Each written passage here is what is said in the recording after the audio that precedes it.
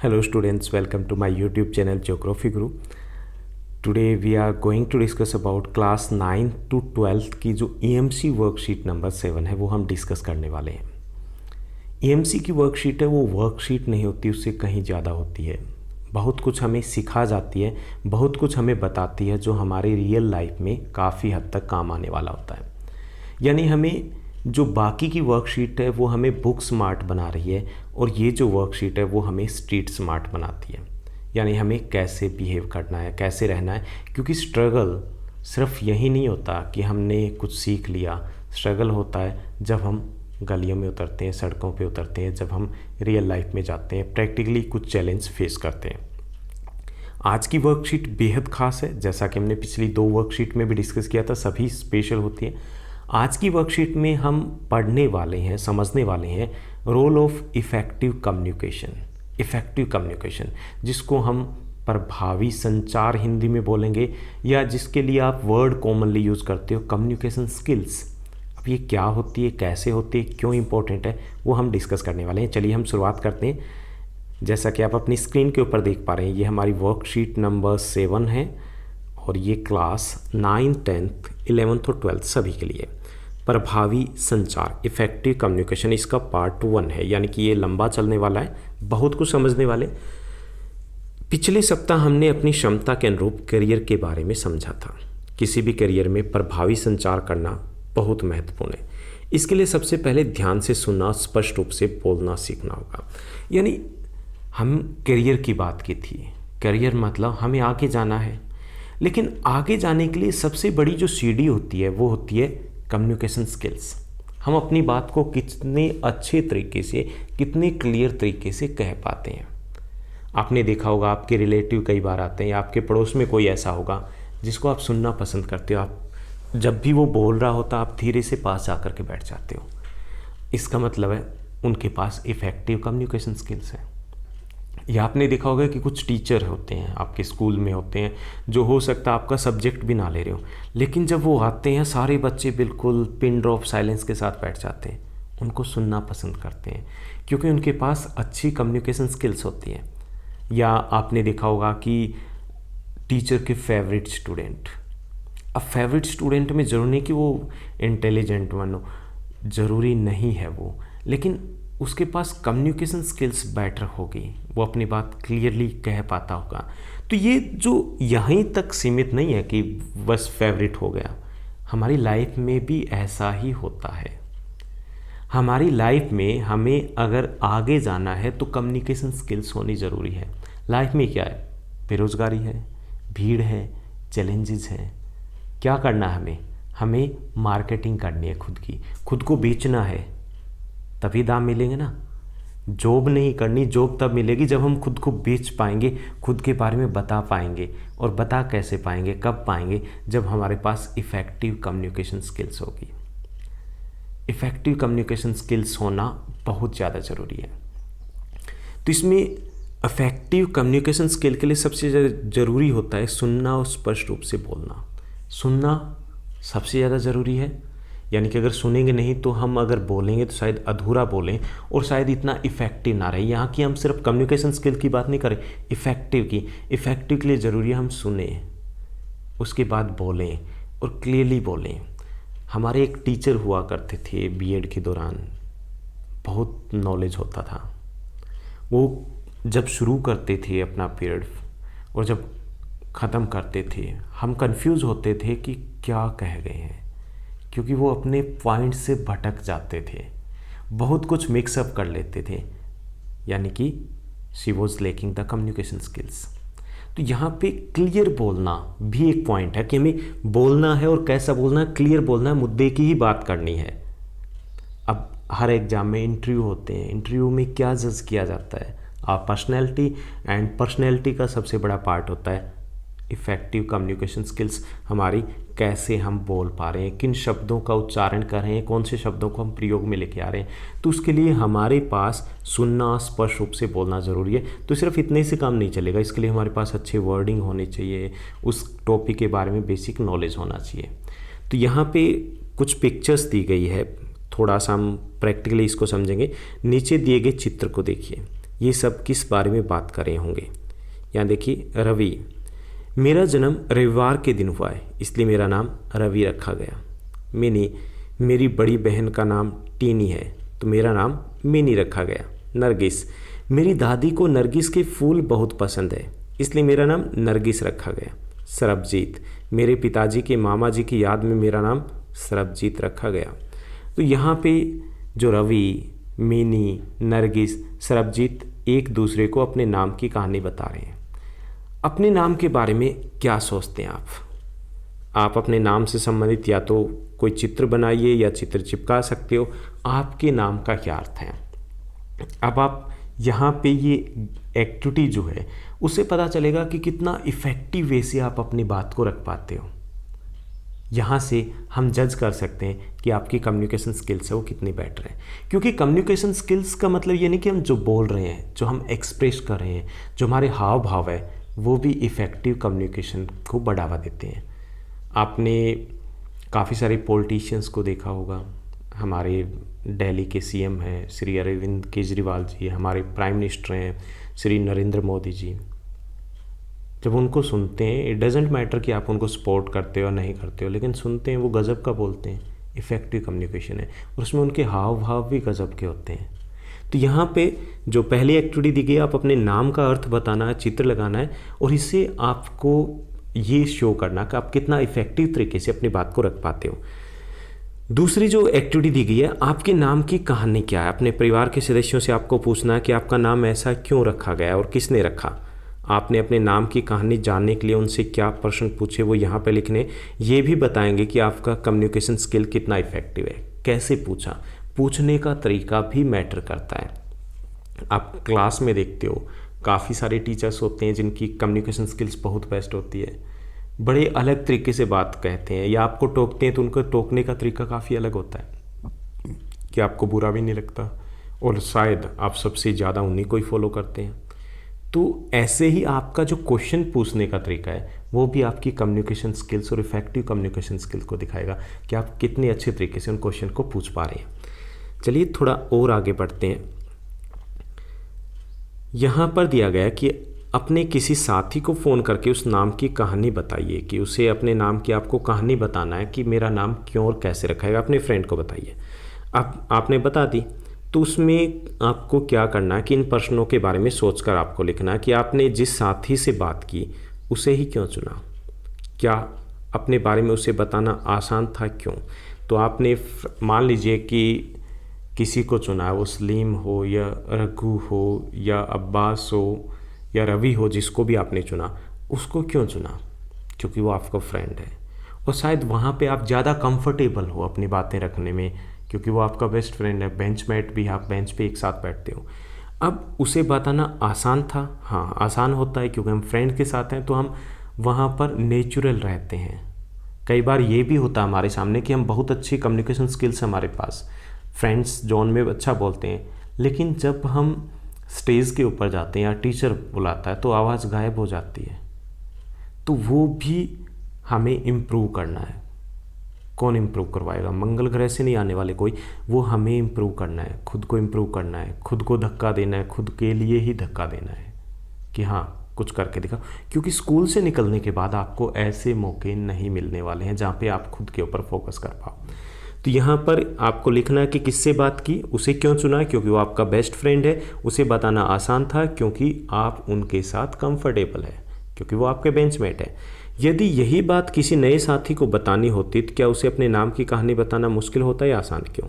अगर नए साथी को बतानी होती है तो कई बार मुश्किल होता है। हमें उसका नेचर नहीं पता होता, वो सुनना चाहता है नहीं चाहता ये नहीं पता होता, किस प्रकार का नेचर है और कैसे वो इस बात को लेता है। तो कई बार हमें नए साथी को भूमिका भी बनानी होती है। अब पुराना साथी है तो उसको कह दिया अरे चुप पहले मेरी सुन, बोल सकते ना, उसको नहीं बोल सकते, क्या कैसे हेलो ये सब कुछ होगा फिर उसके बाद जाएंगे। तीसरा जो क्वेश्चन दिया गया कि हमने नाम की कहानी बतानी है, उसी से रिलेटेड है कि अपने बारे में बात करना आसान नहीं होता, पर यदि ईमानदारी से अपनी बात रखी जाए तो सुनने वाले व्यक्ति वो ध्यान से बात सुनता है। क्या आपको लगता है यह बात ठीक है, क्यों और क्यों नहीं। ये सही है कि अपने बारे में बताना आसान नहीं होता। अगर करके देखना आप इस वर्कशीट के बाद, इंट्रोड्यूस योरसेल्फ, अपना इंट्रोडक्शन देना आपको शीशे के सामने या रिकॉर्ड करके दिखना, लगभग 1 मिनट 20 सेकंड में ख़त्म हो जाएगा। मतलब खुद के बारे में इतना ही जानते हो आप, 13, 14, 15, 16, 17 साल में इतना ही जान पाए। तो खुद के बारे में बात करना कभी भी आसान नहीं होता, लेकिन अगर हम ईमानदारी से अपनी बात रखें, हम बनावटी बात ना करें, हम झूठ बोलने की कोशिश ना करें, तो बात रखना आसान होता है। ओके, तो इसलिए हमेशा जब भी हमें बोलना हो इफ़ेक्टिव कम्युनिकेशन का, पहली ये भी होता है कि हमें सभी कुछ सच बोलना होता है, उसमें ज़्यादा बनावटीपन नहीं होना चाहिए, और वो जिस बारे में पूछा गया उसी पॉइंट पर हमारा फोकस होना चाहिए। तो पिछली जो गतिविधि थी, आपने अपनी बात को कहने के बारे में समझा। आइए अब सुनने की बात करते हैं कि सुनना क्यों ज़रूरी है। इस गतिविधि में आपको क्या करना है कि परिवार के 2 अन्य सदस्यों के साथ मिलकर करना है। अगर ऐसा संभव ना हो तो आप एक सदस्य ले सकते हो और दूसरा अपने मोबाइल को रिकॉर्डिंग पर लगा सकते हो। क्या करना आपको, जीवन की किसी महत्वपूर्ण घटना के बारे में सोचना, और जब वे खुश, उदास या परेशान, उत्साहित हो, किसको, एक सदस्य को, मान लीजिए आपके मम्मी पापा, अम्मी अब्बू है या आपके ब्रदर सिस्टर है, तो उनको कहना कि आप अपनी एक ऐसी घटना सोचो जब बहुत खुश थे, उदास थे, परेशान थे या उत्साहित थे, उसके बारे में। यदि वे उस घटना के बारे में आपको बताने में सहज हैं कि बता सकते हैं, तो उन्हें कहिए कि मुझे बताइए। ओके, आपको क्या करना है, आपको उनकी बात सुनना है और फिर उन्हीं के शब्दों में वैसे ही हाव भाव प्रयोग करते हुए बताना है, यानी कि आपके जो एक्सप्रेशन है वो वैसे ही रहने चाहिए। दूसरा सदस्य क्या होगा, दोनों की बात ध्यान से सुनेगा। अगर दूसरा सदस्य नहीं तो क्या यूज़ करना है, हमें मोबाइल यूज़ करना है। अब इससे क्या होगा, हमें पता चलेगा हमारी एबिलिटी के बारे में, कम्युनिकेशन स्किल्स हमारा कैसा है। गतिविधि की बाद हमें क्या करना है, सोचना और आपस में चर्चा करके लिखना है। क्या आपने अपने बारे में बात करना आसान था, क्यों और क्यों नहीं, यानी कि पूछना है किससे कि आपको अपने बारे में बताना आसान था, क्यों या क्यों नहीं। अपने बारे में बताना उतना आसान नहीं होता, लेकिन अगर हम सही से बताएं, कंफर्टेबल रहते हैं, तो बताना आसान होता है। आप अपनी बात को बेहतर रूप से कैसे बता सकते थे, बात को बेहतर रूप से बताने का तरीका ये होता है कि हम विजुलाइज करें उस चीज़ों को। सिर्फ ये नहीं कि उसे बताना है, हमारा फोकस होना चाहिए, कंसंट्रेशन होना चाहिए, उस चीज़ को विजुलाइज करें कि क्या क्या हुआ है, तो वो और ज़्यादा बेहतर तरीके से होता है। दूसरा, हमें कनेक्ट करना होता है किसके साथ, जो ऑडियंस है उनके साथ। आंखों में आंखें मिलाकर बात करना हमेशा ज़्यादा प्रभावी होता है, न कि नजरें चुरा कर बात करना। दूसरा है कि क्या सुनी गई बात को फिर से हूबहू बताना आसान था, क्यों और क्यों नहीं। हूबहू बताना आसान नहीं होता, नई बात बताना आसान होता है। हूबहू बताने में हमें हाव भाव वो कॉपी करने होते हैं, जो कि हर व्यक्ति के अलग अलग होते हैं। आप इस बात को ध्यान से सुनने के लिए क्या कर सकते हैं। दूसरा एक ये भी होता है कि अगर हम बहुत ध्यान से सुने, वहाँ पर हमारा ध्यान हो, कंसंट्रेशन हो, तो शायद बताना थोड़ा आसान हो जाता है। तो ध्यान से सुनने के लिए ज़रूरी है कि हमारा ध्यान पूरी तरीके से उसी बात की तरफ हो, हम आमने सामने बैठे हों, आवाज़ है वो ऑडिबल यानी कि सुनने लायक होनी चाहिए, हमारा उसमें रुचि भी होनी चाहिए। तो कई सारे फैक्टर होते हैं, जब तक हम ध्यान से नहीं सुनेंगे समझ में नहीं आएगा। आप देखते होगे क्लास में टीचर टीच करें, जिस दिन आपने ध्यान से सुना उस दिन आपको बहुत कुछ समझ में आ गया, आपको लगा बड़ा आसान है। और अदरवाइज़ क्या होता है कि हम सिर्फ बैठे होते हैं और हमारा मन बाज़ार में घूम रहा होता है या गोलगप्पे खा रहा होता है, हमें कुछ भी समझ में नहीं आता। तो ध्यान से सुनना बहुत ज़्यादा ज़रूरी है इफ़ेक्टिव कम्युनिकेशन स्किल के लिए। क्या सुनी हुई बात को वैसा ही बताया जा सका? नहीं, बिल्कुल नहीं बताया जा सकता। आप इन दोनों को बेहतर रूप से अपनी बात कहने और बात सुनने के लिए क्या सलाह देंगे? तो इसके लिए ज़रूरी होता है कहने के लिए कि हम विजुलाइज़ करें, यानी कि कल्पना करें कि क्या क्या हुआ था। दूसरा, हम सामने वाले के ऊपर ध्यान रखें। तीसरा, ध्यान से सुने। तो ये इस तरीके से, या एक और भी है कि उच्चारण हमारा स्पष्ट होना चाहिए, आवाज़ हमारी ऊंची होनी चाहिए, शब्द हमारे पास होने चाहिए अपनी बात को रखने के लिए। तो इससे कम्युनिकेशन हमारी बात है वो ज़्यादा इफ़ेक्टिव रहेगी। कई बार हमें ऐसा लगता है कि हम दूसरों की बात ध्यान से सुनते हैं, पर यदि सुनी गई बात को ही फिर से बताने को कहा जाए तो शायद हम वैसा ही ना बता पाएँ। इसके कई कारण हो सकते हैं, जैसे हमारा ध्यान कहीं और होना या बोलने वाले की बात काटकर अपनी बात कहने की जल्दी करना। कई बार ये भी होता है कि हम बोलते तो नहीं है कि रुक जा, लेकिन हम मन में सोचने लगते हैं कि इसका मैं क्या जवाब दूंगा। तो उस वक्त क्या है, जो और बोला जा रहा है वो हम नहीं सुन पाते और हम ठीक से फिर उसका उत्तर नहीं दे पाते। इसलिए बातचीत के समय पूरा ध्यान वहीं होना ज़रूरी है। यदि कोई हमारी बात सुनते हुए ऐसा करे तो हम अपनी बात ठीक से बता भी नहीं पाते। मान लीजिए कि कोई हमारी तरफ ध्यान नहीं दे रहा तो हमें भी दिक्कत आती है कि हम बता नहीं पाएंगे कि नहीं ये सुनना ही नहीं चाहता। हम उसमें क्या करेंगे, कुछ बातें बताएंगे, हमारा ध्यान भी भटक जाएगा। अपनी बात किसी को बताते हुए भी हमारा पूरा ध्यान बातचीत में होना चाहिए, सिर्फ सुनने के लिए नहीं, बताते हुए भी। तो इससे हम और अधिक अच्छे तरीके से अपनी बात को रख पाते हैं। तो इसमें मेरे एक फ्रेंड होते थे, हम ग्रेजुएशन में साथ ही साथ पढ़ते थे। तो हम में से जो अच्छे थे, मतलब पढ़ने में हम ठीक ठाक थे, तो उनमें से एक हमारा फ्रेंड था जो बहुत बातचीत करता था, बहुत बोलता था, मतलब कभी भी, लेकिन पढ़ने में उतना फोकस नहीं था। ग्रेजुएशन में हमारे 75% के आसपास आए, कॉलेज टॉपर्स में थे हम, टॉप 3 में। और जो हमारा फ्रेंड था हमारे ही ग्रुप में, वो फ्रेंड का क्या हुआ कि बड़ी मुश्किल से पास हुआ, 45% के आसपास मार्क्स थे, पास हो गया, बड़ी अच्छी बात थी, बड़ा खुश था। कुछ दिनों के बाद वो दोबारा मिलता है, वो कहता है कि मैंने अप्लाई किया एक कंपनी में जो टूथपेस्ट बनाती है, उस कंपनी में अप्लाई किया है। किसके लिए? रीजनल मैनेजर के लिए।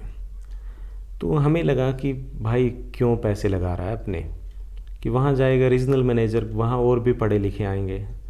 तो वो हरियाणवी टोन में बात करता था। तो वो कहता कि कोई ना भाई, न्यू ही हांड आएंगे, घर वाले न्यू तो जान नहीं देंगे, पर एग्ज़ाम के बहाने घूम आएंगे, कि वैसे तो जाने नहीं देते, तो वहाँ एग्ज़ाम होगा और उस बहाने घूम आएंगे। तो वो चला गया। जब वहाँ पे गए तो रीजनल मैनेजर के लिए इंटरव्यू था, उनसे क्वेश्चन, क्योंकि वो बहुत बातूनी था, बहुत बोलता था, तो क्वेश्चन पूछा गया। क्वेश्चन एक छोटा सा क्वेश्चन था कि आपको रीजनल मैनेजर बना देंगे, ये बताइए आप कंपनी का प्रॉफिट कैसे बढ़ाएंगे। तो उनकी इफ़ेक्टिव कम्युनिकेशन स्किल थी कि वो टू द पॉइंट बात करते थे, फोकस होता था छोटे से छोटा आंसर देने पे, तो वो कम्युनिकेशन स्किल थी। उन्होंने कहा सर इसमें कौन सी बड़ी बात है, जो ये टूथपेस्ट का मुंह थोड़ा सा भीड़ा हुआ करे ना, उसने थोड़ा सा चौड़ा कर देंगे, थोड़ी निकालेंगे घनी निकलेगी, यानी कि थोड़ी निकालेंगे और ज़्यादा निकलेगी, और बढ़ गया, मतलब हमारा कंजप्शन बढ़ जाएगा, और जब कंजप्शन बढ़ेगा तो ऑटोमेटिक प्रॉफिट बढ़े। वो छोटी सी बात थी जो उसने फ्लो में कह दी, लेकिन उसने उसी वक्त बिना किसी एडवर्टाइजमेंट में करोड़ों का मुनाफा करवा दिया। तो ये कम्युनिकेशन स्किल्स का मतलब सिर्फ ये नहीं होता कि बोलना है, सिर्फ ये भी नहीं होता कि अपनी बात रखनी, अच्छे तरीके से रखनी है, और कुछ अलग वर्डिंग का यूज़ करना भी ज़्यादा प्रभावशाली होता है हमेशा। तो ये थी आज की हमारी वर्कशीट, जिसमें हमने समझा कि इफ़ेक्टिव कम्युनिकेशन स्किल्स के लिए हम क्या कर सकते हैं। तो यहाँ पे किसी से बात करते हुए आप सुनने या कहने में किन बातों का ध्यान रखेंगे, ये आपको प्रैक्टिस करनी है। सोचिए, अपने परिवार के सदस्यों के साथ या फ़ोन पर अपने दोस्तों के साथ बातचीत करने का अभ्यास कीजिए, और अपना अनुभव है वो साझा कर सकते हो, मेरे साथ साझा कर सकते हो। आप जो अपने कमेंट हैं वो कमेंट बॉक्स में आप डाल सकते हो। तो इस वर्कशीट में बस इतना ही। उम्मीद करता हूँ आज की हमारी वर्कशीट अच्छी लगी होगी। कमेंट करके ज़रूर बताइएगा, और आपके लाइक शेयर का भी वेट रहता है। Thank you, bye bye, have a nice day.